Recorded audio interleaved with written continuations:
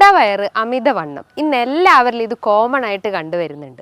പല രീതിയിലുള്ള ഡയറ്റുകൾ ഫോളോ ചെയ്യുന്നു, പല രീതിയിലുള്ള എക്സസൈസ് ഫോളോ ചെയ്യുന്നു, പല രീതിയിൽ ഡയറ്റ് ഫോളോ ചെയ്തിട്ടും അത് മാറുന്നില്ല. അങ്ങനെ പല പ്രശ്നങ്ങളായിട്ട് ഇന്ന് ആളുകൾ വന്ന് പറയാറുണ്ട്. ഒരു പേഷ്യൻറ്റ് കഴിഞ്ഞ ദിവസം ക്ലിനിക്കിൽ വന്നിട്ട് പറഞ്ഞിട്ടുണ്ടായിരുന്നു, ഇങ്ങനെ ഒരു വെയിറ്റ് കൂടിയിട്ടുണ്ട്, അപ്പോൾ ഫാറ്റി ലിവറിൻ്റെ ഇഷ്യൂസ് ആണോ ഡോക്ടറെ? സ്കാൻ ചെയ്തിട്ടും ഫാറ്റി ലിവറിൻ്റെ പ്രശ്നങ്ങളൊന്നും കാണുന്നില്ല. ഹായ്, ഞാൻ doctor Juhi Das, Q&B health കെയറിലെ ഹോമിയോപ്പത്തിക് ഫിസിഷ്യനാണ്. കുടവയറ്, അമിതവണ്ണം ഇന്ന് എല്ലാവരിലും ഇത് കോമൺ ആയിട്ട് കണ്ടുവരുന്നുണ്ട്. പല രീതിയിലുള്ള ഡയറ്റുകൾ ഫോളോ ചെയ്യുന്നു, പല രീതിയിലുള്ള എക്സസൈസ് ഫോളോ ചെയ്യുന്നു, പല രീതിയിൽ ഡയറ്റ് ഫോളോ ചെയ്തിട്ടും അത് മാറുന്നില്ല.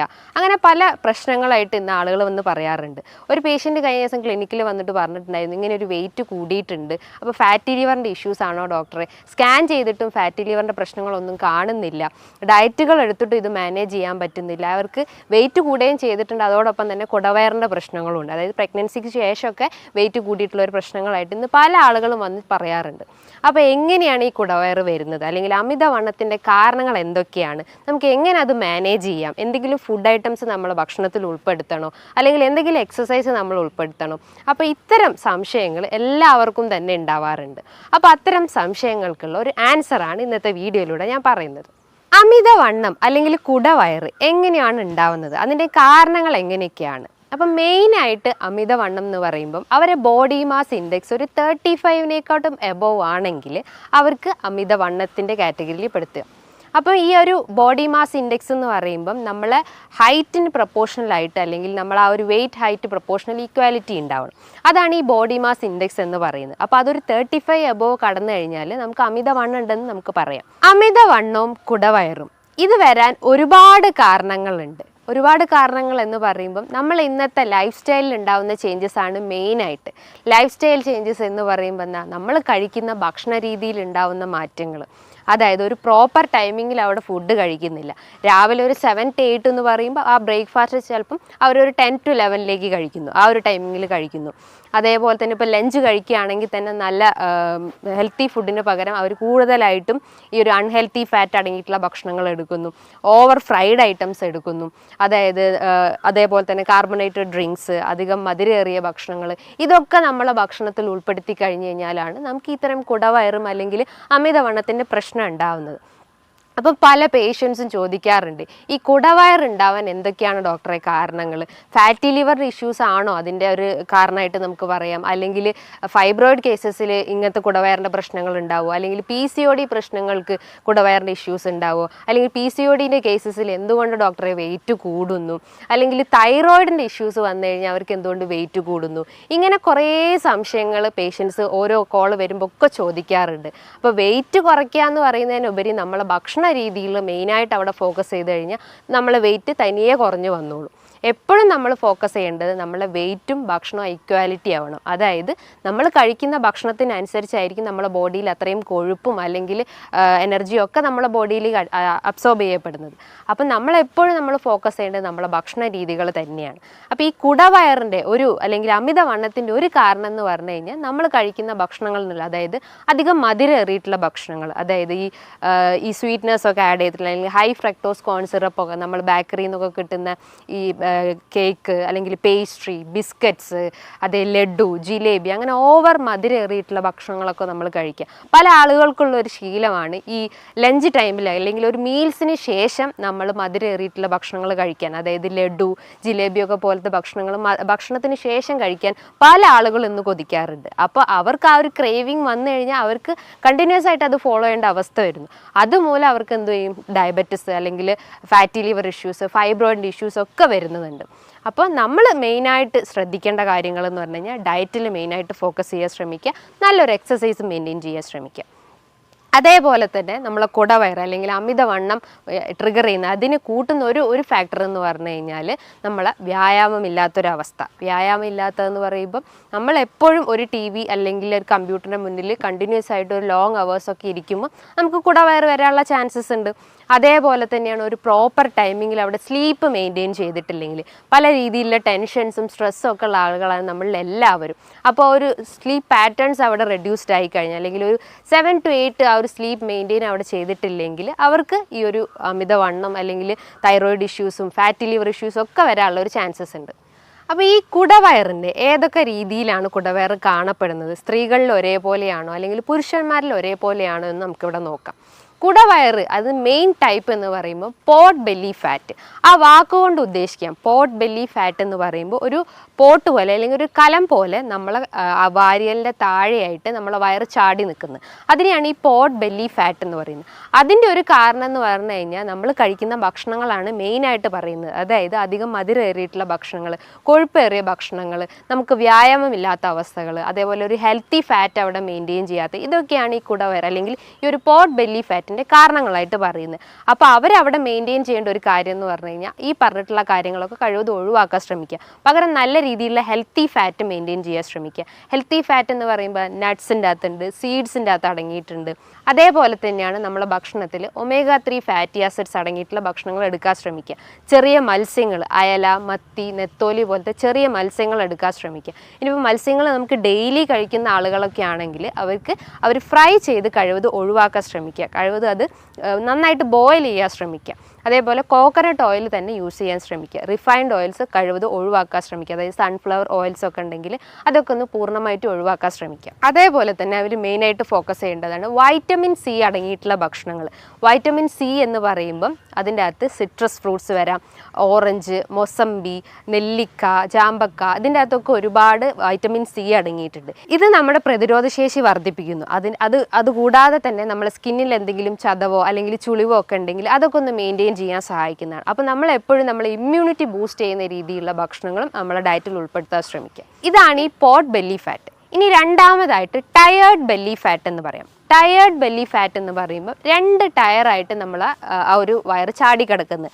ഒന്ന് നമ്മളെ വാരിയലിൻ്റെ താഴെയായിട്ടും ഒന്ന് അതിൻ്റെ ലോവർ അബ്ഡമനിൽ ആ ഒരു അബ്ഡമൻ ചാടി കിടക്കുന്നു. അപ്പോൾ അതാണ് 2 ടയറായിട്ട് നമുക്ക് കാണപ്പെടുകയാണെങ്കിൽ അതിനാണ് ടയേർഡ് ബെല്ലി ഫാറ്റ്. ഇതിൻ്റെ ഒരു കാരണം എന്ന് പറഞ്ഞു കഴിഞ്ഞാൽ നന്നായിട്ട് ഭക്ഷണം കഴിക്കുന്ന ആളുകൾ, അതായത് ഓവർ ഈറ്റേഴ്സിൻ്റെ ഇടയിലാണ് ഈ ഒരു ടയേർഡ് ബെല്ലി ഫാറ്റ് ഏറ്റവും കൂടുതൽ കാണപ്പെടുന്നത്. അതായത് കൂടുതലായിട്ട് മധുരേറിയ ഭക്ഷണങ്ങൾ കഴിക്കുക, ഒരു പ്രോപ്പർ ടൈമിങ്ങിൽ ഫുഡ് മെയിൻറ്റെയിൻ ചെയ്യാതിരിക്കുക, സ്ലീപ്പ് കറക്റ്റായിട്ട് മെയിൻറ്റെയിൻ ചെയ്യുന്നില്ല, വ്യായാമമില്ലാത്തൊരവസ്ഥ, അതായത് ബെല്ലിക്ക് ഒരു എക്സസൈസ് കൊടുക്കാത്ത രീതിയിലുള്ള ആ ഒരു പാറ്റേൺ ഫോളോ ചെയ്ത് കഴിഞ്ഞാൽ ഈ ടയേർഡ് ബെല്ലി ഫാറ്റ് വരാൻ വളരെ കൂടുതലാണ്. അതേപോലെ തന്നെയാണ് സ്ട്രെസ് ബെല്ലി ഫാറ്റ്. ആ വാക്കുകൊണ്ട് തന്നെ നമുക്ക് ഉദ്ദേശിക്കാം. സ്ട്രെസ് ബെല്ലി ഫാറ്റ് എന്ന് പറയുമ്പോൾ ഓവർ ടെൻഷൻസ് ഉള്ള ആളുകൾ അല്ലെങ്കിൽ ഓവർ ആങ്സൈറ്റി അല്ലെങ്കിൽ എന്തെങ്കിലും ഡിപ്രഷൻ പ്രശ്നങ്ങളുള്ള ആളുകളാണെങ്കിൽ അവർക്കും ഈ ഒരു സ്ട്രെസ് ബെല്ലി ഫാറ്റ് ഡെവലപ്പ് ചെയ്യാനുള്ള ഒരു ചാൻസസ് ഉണ്ട്. അതും നമ്മളെ വാരിയലിൻ്റെ താഴെയായിട്ട് ഇങ്ങനെ വയറ് ചാടിയിരിക്കുന്ന ഒരവസ്ഥ വരുന്നു. അപ്പോൾ അവർ മെയിനായിട്ട് ശ്രദ്ധിക്കേണ്ടത് വെച്ചാൽ ഒരു പ്രോപ്പർ ടൈമിങ്ങിൽ ഉറങ്ങാൻ ശ്രമിക്കുക. ഒരു 7 to 8 അവിടെ സ്ലീപ്പ് സൈക്കിൾ മെയിൻറ്റെയിൻ ചെയ്യാൻ ശ്രമിക്കുക. ഇനിയിപ്പോൾ ഈ സ്ട്രെസ് ടെൻഷൻസ് ഒക്കെ ഉള്ള ആളുകളാണെങ്കിൽ അവർ ആ സ്ട്രെസ്സും ടെൻഷൻസും കഴിവതും ഒഴിവാക്കാൻ ശ്രമിക്കുക. അങ്ങനെ മൈൻഡ് റിലാക്സിങ് ആക്ടിവിറ്റീസ് കഴിവതും ഇൻക്ലൂഡ് ചെയ്യാൻ ശ്രമിക്കുക.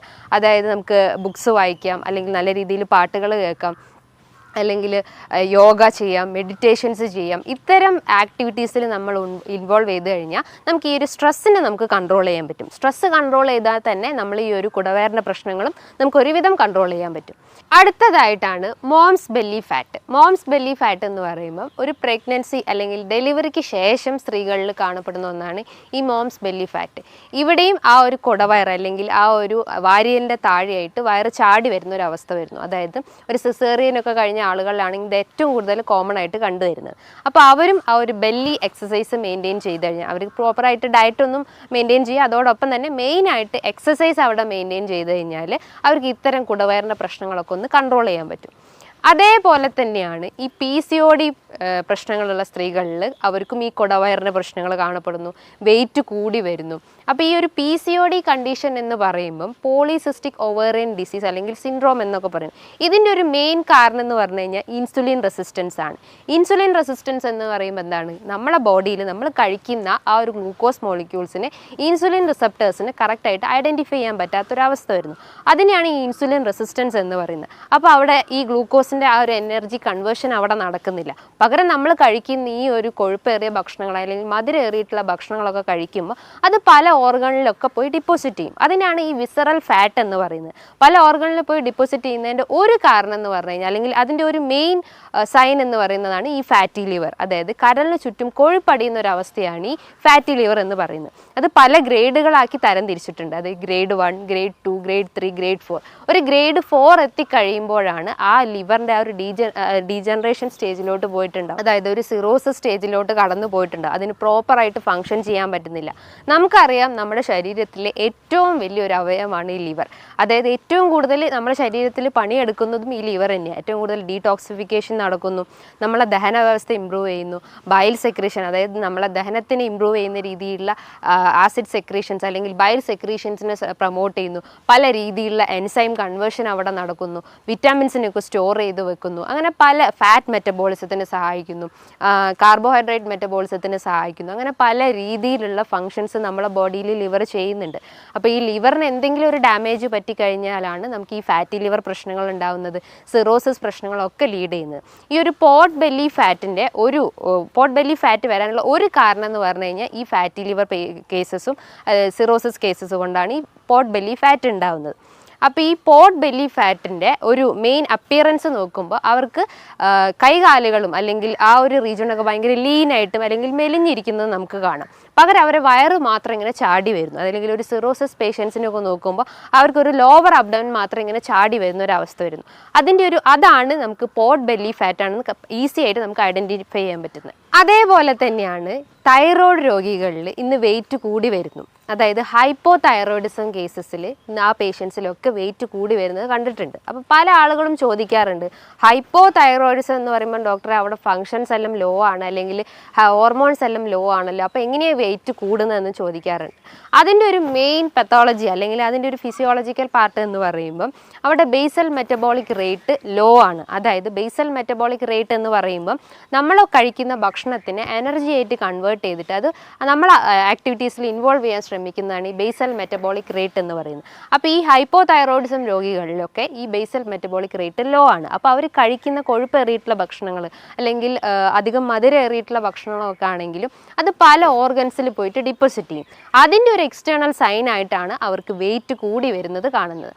അതേപോലെ തന്നെയാണ് അവർ ശ്രദ്ധിക്കേണ്ട അല്ലെങ്കിൽ തൈറോയ്ഡ് രോഗികൾ ശ്രദ്ധിക്കേണ്ട ഒരു കാര്യങ്ങളെന്ന് പറഞ്ഞു കഴിഞ്ഞാൽ അവർ ഭക്ഷണത്തിൽ മെയിനായിട്ട് ഫോക്കസ് ചെയ്യേണ്ടതാണ് അധികം മധുരേറിയിട്ടുള്ള ഭക്ഷണങ്ങൾ കഴിവതും ഒഴിവാക്കാൻ ശ്രമിക്കുക. റെഡ് മീറ്റ് ഒക്കെ കഴിക്കുന്ന ഡെയിലിയും വീക്കിലിയും ഒക്കെ റെഡ് മീറ്റ് കഴിക്കുന്ന ആളുകളാണെങ്കിൽ അത് പൂർണ്ണമായിട്ട് ഒഴിവാക്കാൻ ശ്രമിക്കുക. പല ആളുകളും ചോദിക്കാറുണ്ട് ഈ ക്രൂസിഫറസ് വെജിറ്റബിൾസ് അല്ലെങ്കിൽ ക്യാബേജ്, ബ്രൊക്കോളി ഒക്കെ കഴിക്കാൻ പറ്റുമോ? അവർക്ക് കഴിക്കുന്നതുകൊണ്ട് കുഴപ്പമൊന്നുമില്ല, അവർക്കത് ബോയിൽ ചെയ്ത് കഴിക്കുന്നതാണ് ഏറ്റവും നല്ലത്. കാരണം ബോയിൽ ചെയ്യുമ്പോൾ തന്നെ അതിൻ്റെ അകത്തുള്ള ടോക്സിൻസ് എല്ലാം കഴിവതും ആ വെള്ളത്തിൽ തന്നെ അത് വാഷ് ഔട്ട് ചെയ്തു പോകും. അപ്പോൾ അവർക്ക് ബോയിൽ ചെയ്ത് കഴിക്കുന്നത് ഏറ്റവും നല്ല കാര്യമാണ്. അതേപോലെ അവർ ഒഴിവാക്കേണ്ട ഒരു കാര്യം എന്ന് പറഞ്ഞു കഴിഞ്ഞാൽ പാലുൽപ്പന്നങ്ങളും കഴിവതും ഒഴിവാക്കാൻ ശ്രമിക്കുക. അതേപോലെ സോയാ പ്രൊഡക്ട്സ് ഒക്കെ ഉണ്ടെങ്കിൽ അത് പൂർണ്ണമായിട്ടും ഒഴിവാക്കാൻ ശ്രമിക്കുക. ഇനി ഇത്തരം രോഗികൾ അല്ലെങ്കിൽ കുടവയറ് അല്ലെങ്കിൽ അമിതവണ്ണമുള്ള ആളുകളൊക്കെ ആണെങ്കിൽ അവർക്ക് നല്ല ഫാറ്റ് അല്ലെങ്കിൽ ഹെൽത്തി ഫാറ്റ് അവരുടെ ഭക്ഷണത്തിൽ ഉൾപ്പെടുത്തുന്നത് ഏറ്റവും നല്ല കാര്യമാണ്. പല ആളുകളും ചോദിക്കാറുണ്ട് എന്തൊക്കെയാണ് ഈ ഹെൽത്തി ഫാറ്റ് എന്ന്. അതിൻ്റെ അകത്ത് അടങ്ങിയിട്ടുള്ള ഒന്നാണ് ഈ omega-3 fatty acids, coat liver oil capsules. ഇതിൻ്റെ അകത്തൊക്കെ നല്ല കൊഴുപ്പുകളാണ് അടങ്ങിയിട്ടുള്ളത്. അപ്പോൾ നല്ല കൊഴുപ്പുകൾ ഉണ്ടെങ്കിലേ ഉള്ളൂ നമുക്കൊരു എനർജി അല്ലെങ്കിൽ ആ ഒരു വീക്ക്നെസ് ഒക്കെ നമുക്ക് റെഡ്യൂസ് ചെയ്യാൻ സഹായിക്കുന്നത്.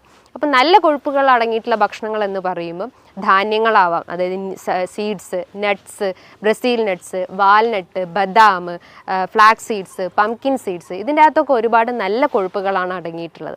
അതേപോലെ തന്നെയാണ് കോട്ട് ലിവർ ക്യാപ്സ്യൂൾസ് നമുക്ക് കഴിക്കാം. അതേപോലെ ചെറിയ മത്സ്യങ്ങളൊക്കെ നമ്മളെ ഭക്ഷണത്തിൽ ഉൾപ്പെടുത്തി കഴിഞ്ഞ് കഴിഞ്ഞാൽ ഇത്തരം വെയിറ്റിൻ്റെ പ്രശ്നങ്ങളൊക്കെ നമുക്ക് മെയിൻറ്റെയിൻ ചെയ്യാം. നമുക്കറിയാം നമ്മൾ കഴിക്കുന്ന ഭക്ഷണത്തിലൂടെ തന്നെയാണ് നമുക്ക് ഈ ഒരു അമിതവണ്ണം അല്ലെങ്കിൽ കുടവയറിൻ്റെ പ്രശ്നങ്ങൾ ഉണ്ടാകുന്നത്. അപ്പോൾ നമ്മൾ എപ്പോഴും നമ്മളെ ഡയറ്റ് മെയിനായിട്ട് ഫോക്കസ് ചെയ്യാൻ ശ്രമിക്കുക. അതേപോലെ തന്നെയാണ് നമ്മളെപ്പോഴും നമ്മളെ ബെല്ലി റീജൻസ് രീതിയിലുള്ള എക്സസൈസ് മെയിൻറ്റെയിൻ ചെയ്യാൻ ശ്രമിക്കുക. അതായത് ബെല്ലി ഫാറ്റ് കുറയ്ക്കുന്ന എക്സസൈസ് മെയിൻറ്റെയിൻ ചെയ്യാൻ ശ്രമിക്കുക. ജസ്റ്റ് ഒന്ന് ബെൻഡ് ചെയ്യുന്ന രീതിയിലുള്ള എക്സസൈസ് അല്ലെങ്കിൽ ജസ്റ്റ് ഒന്ന് സ്കിപ്പിംഗ് എക്സസൈസ്, ജമ്പിങ് എക്സസൈസ് ഒക്കെ മെയിൻറ്റെയിൻ ചെയ്ത് കഴിഞ്ഞാൽ ഇത്തരം ബുദ്ധിമുട്ടുകളൊക്കെ നമുക്ക് കൺട്രോൾ ചെയ്യാൻ പറ്റുന്നതാണ്. അതേപോലെ തന്നെയാണ് നമ്മളെപ്പോഴും നമ്മളെ ബോഡി ഹൈഡ്രേറ്റ് ചെയ്യാൻ ശ്രമിക്കുക. നമുക്കറിയാം വെള്ളം കുടിച്ചു കഴിഞ്ഞാൽ ഒരു രോഗി ഇന്ന് മരണപ്പെട്ട് നമ്മൾ എവിടെയും റിപ്പോർട്ട് ചെയ്തിട്ടില്ല. അപ്പോൾ എപ്പോഴും നമ്മുടെ ബോഡി ഹൈഡ്രേറ്റ് ചെയ്യാൻ ശ്രമിക്കുക. ഡെയിലി ഒരു 10 to 12 ഗ്ലാസ് തിളപ്പിച്ചാറിയ വെള്ളം കുടിക്കാൻ ശ്രമിക്കുക. ഇന്നത്തെ ചൂട് സീസൺ ആയതുകൊണ്ട് തന്നെ പല ആളുകളും ഇന്ന് പുറത്തുനിന്നൊക്കെ വാങ്ങി വെള്ളം കുടിക്കാറുണ്ട്. ആ ഒരു ശീലം കഴിവതും ഒഴിവാക്കാൻ ശ്രമിക്കുക. കാരണം ഇന്ന് മഞ്ഞപ്പിത്തം അല്ലെങ്കിൽ ടൈഫോയിഡ് പോലത്തെ പല രോഗങ്ങളും ഇന്ന് വർദ്ധിച്ചു വരുന്നുണ്ട്. അതിൻ്റെ ഒരു മെയിൻ സോഴ്സ് എന്ന് പറഞ്ഞു കഴിഞ്ഞാൽ ഈ വാട്ടർ കണ്ടാമിനേഷനാണ്. അപ്പം തിളപ്പിച്ചാറിയ ശുദ്ധജലം തന്നെ കഴിവതും കുടിക്കാൻ ശ്രമിക്കുക. അതേപോലെ തന്നെ ഒരു സ്ലീപ്പ് സൈക്കിൾ, പ്രോപ്പറായിട്ടുള്ളൊരു സ്ലീപ്പ് സൈക്കിൾ അവിടെ മെയിൻറ്റെയിൻ ചെയ്ത് കഴിഞ്ഞാൽ ഇത്തരം സ്ട്രെസ്സും ടെൻഷൻസും ഒക്കെ ഉണ്ടെങ്കിൽ നമുക്ക് അതൊക്കെ ഒന്ന് കൺട്രോൾ ചെയ്യാൻ പറ്റുന്നതാണ്. ഇനി ഇതുമായി ബന്ധപ്പെട്ട് നിങ്ങൾക്ക് എന്തെങ്കിലും സംശയങ്ങളുണ്ടെങ്കിൽ താഴെ കാണുന്ന നമ്പറിൽ കോൺടാക്റ്റ് ചെയ്യാവുന്നതാണ്. നല്ലൊരു ഹെൽത്ത് ടോപ്പിക്കുമായി വീണ്ടും കാണാം.